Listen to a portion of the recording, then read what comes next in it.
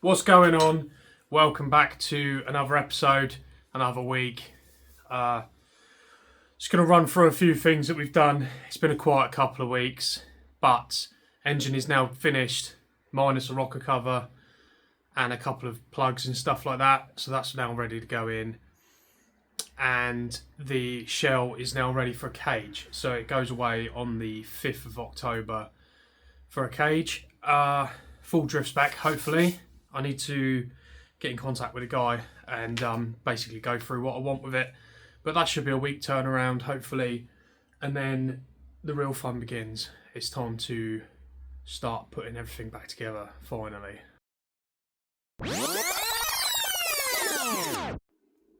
It's Wednesday, 18th. I just got home from work. I've just been delivered a parcel which I've been waiting for a very long time. And that parcel is clutch and flywheel. So let's open it up and have a look. I've just cut it open. Have a look. Now this is a custom one for a VR6 to make to the 6-speed BMW gearbox that I've got. So it is a twin disc, fully custom machined. Oh man, I'm buzzing for this. Would be ideal if it hadn't been fucking dropped, wouldn't it? And gone through the bottom of the fucking box. I'm gonna have to sort that out. Hopefully that should be okay. If anyone can translate this for me, that would be nice. But there we go, boys. Have a look at that. That is some piece of kit, isn't it? Like I say, fully custom to fit a VR6. Last piece of the puzzle that I needed, really. That means she can all go back together. Fuck yeah. Right, you're about to watch me put the sump on. So, this is either going to go really well or really badly. And I don't know why it would go really badly. Maybe I guess, stripping a thread. But, you know, I'll try these things. I'll just unclose this engine. So, got the sump. Let's get her on. Now it's supposed to be 15 Newton meters on this. So, let's see if we can get it down there nice.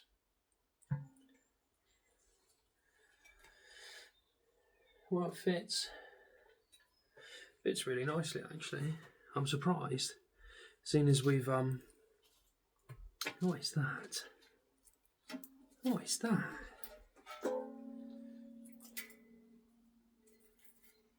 There's a bit of crust. On there.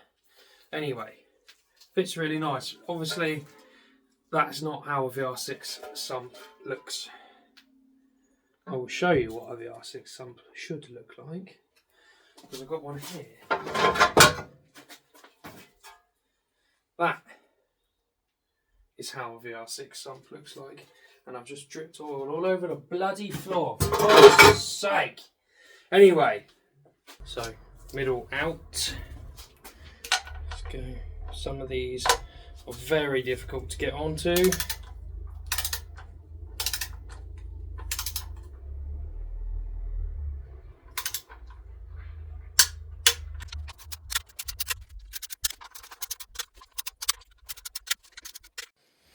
And there we go. Sump pan torqued on. Like I say, that paint is dry. It's just epoxy paint, so don't worry about that. Still got to unwrap that.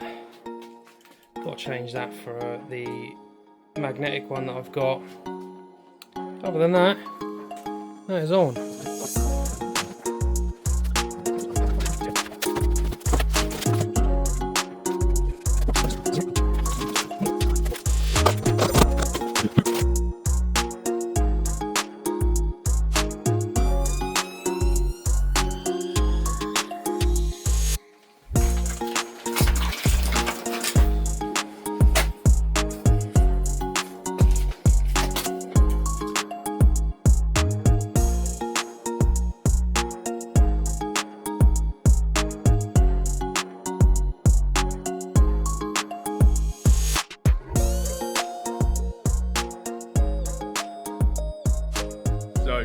I said it means it all can go back together.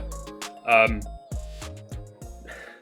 had a bit of a drama with the flywheel and the clutch. Like, the clutch itself is fine, it's perfect, it's exactly what I wanted. The flywheel is a little bit thicker than I thought it would be in terms of where it bolts through. So I ordered a set of VR6 ARP studs for it, and they've only got about 20mm of thread.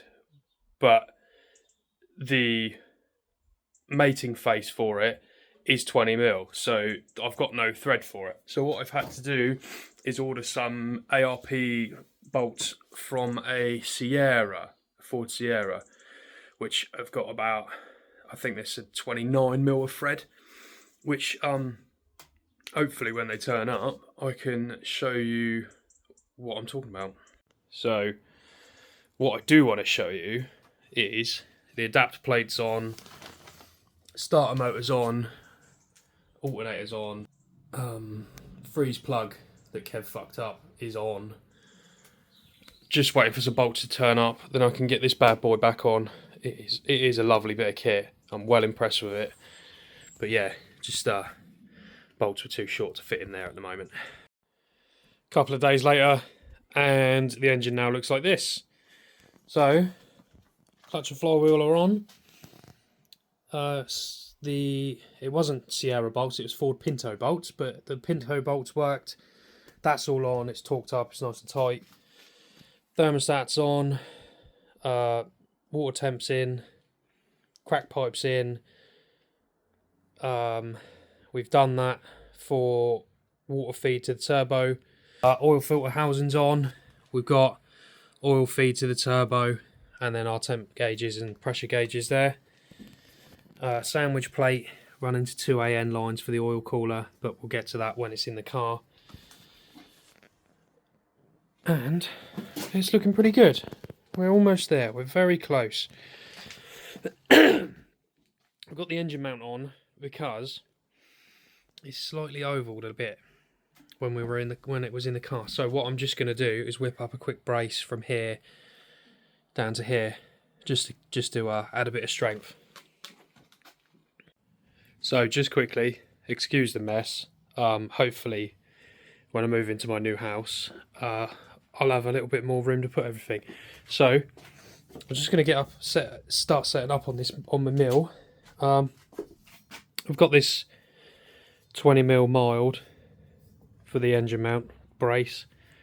I'm just going to mill the end off, mill a flat through it so we can put a fitting on it, and then cut it off to length, weld her on. Right, it's now bolted into a vise. You just see that, nothing fancy. It's not a fancy setup at all. I'm literally just looking to move the end off the machine. One thing I will say, if you're ever using something like this, make sure you wear your goggles, because getting swarf in your eye is not the nicest thing in the world, trust me. But let's go for it.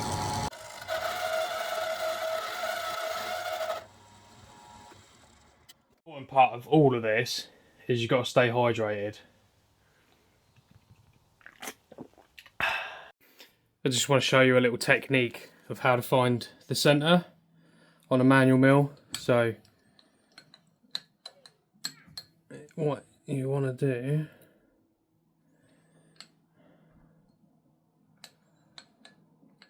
is have your piece of material.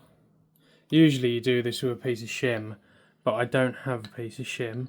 So basically when that blade goes level, which is there, that'll be your centre.